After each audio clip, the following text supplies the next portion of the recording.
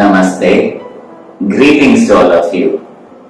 Grandmaster Chowakaksri அவர்களுடைய Creative Transformation Golden Lotus Sutras on Spiritual Practice இந்த புத்தகத்திலிருந்து on Mantras அப்படிங்கிற டாபிக்ல இன்னைக்கு வரக்கூடிய முக்கியமான சூத்ரா என்னங்கிறதை இப்ப பார்க்கலாம்.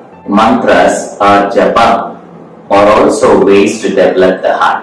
இதய சக்கரத்தை இயக்கிறதுக்கு பல்வேறு வழிகள் இருக்கு. Twin Hearts Meditation ஒரு வழி, அது மாதிரி எண்ணற்ற வழிகள் இருக்கு.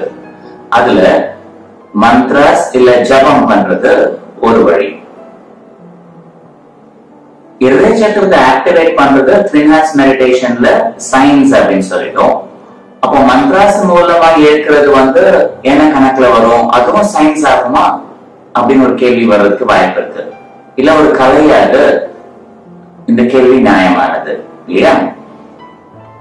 ஆன்மீக பயிற்சியில தான் யாருங்கிறத உணர்ந்து அதை எதுக்காக செய்யறோம் அப்படிங்கறத புரிஞ்சுக்கிட்ட நபர்களுக்கு அது கலையா இருந்தா கூட திரும்ப திரும்ப திரும்ப செய்யறதுக்கான பயிற்சிகளும் கூட இருக்கு அப்படின்னா அதை விஞ்ஞானபூர்வமான முறையில பிரமாண்டமான முறையில நம்ம எடுத்து சொல்ல முடியும். ஏன்னா ஆன்மீக பயிற்சியில பக்தி யோக முறை ஒண்ணு இருக்கு, ஞான யோக முறைன்னு ஒண்ணு இருக்கு.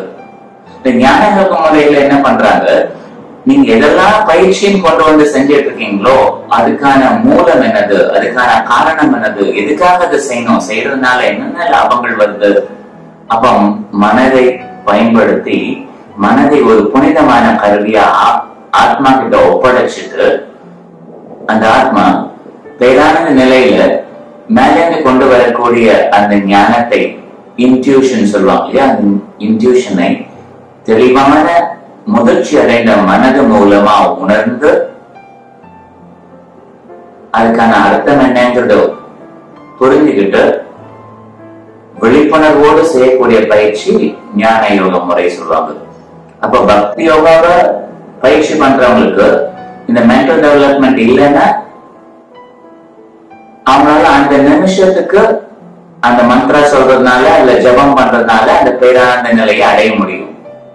ஆனா அந்த பேரானந்த நிலையை அடைவதற்கு இந்த மந்த்ரா எப்படி யூஸ் ஆச்சு அப்படிங்கறத உணர்ந்த ஞான யோகா பயிற்சி பண்ணக்கூடிய சீடர்களுக்கு, முதிர்ச்சி அடைந்த மென்டல் டெவலப்மெண்ட் ஒரு மென்டல் பாடி இருந்தவங்களுக்கு அந்த மந்த்ராவை உச்சரிக்காமலே அந்த மந்த்ரானால வரக்கூடிய விளைவு என்னங்கிறத உணர்ந்ததுனால அந்த உணர்வை மந்த்ரா சொல்ற மாதிரி சொல்லாமலே கூட அந்த நிலையை அவங்களால டூப்ளிகேட் பண்ண முடியும்.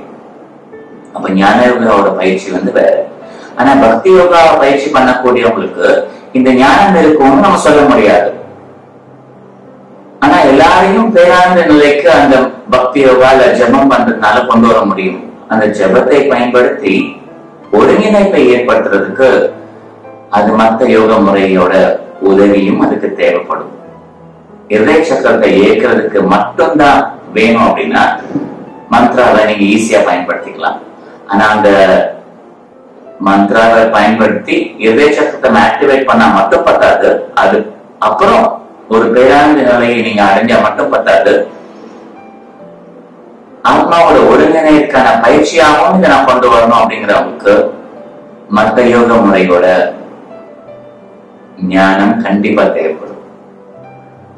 இந்த சூத்ரா மூலமா மாஸ்டர் என்ன சொல்ல பாக்குறாங்க, இதய சக்கரம் இயக்கிறதுக்கு மந்த்ரா சில ஜபம் முக்கியமானது. பல்வேறு காமன் பிராக்டிஸ்ல இதுவும் இயல்பான பொதுவான காமன் பிராக்டிஸ். இதை குறிச்சு வச்சுக்கலாம். Wish you a great day. Namaste.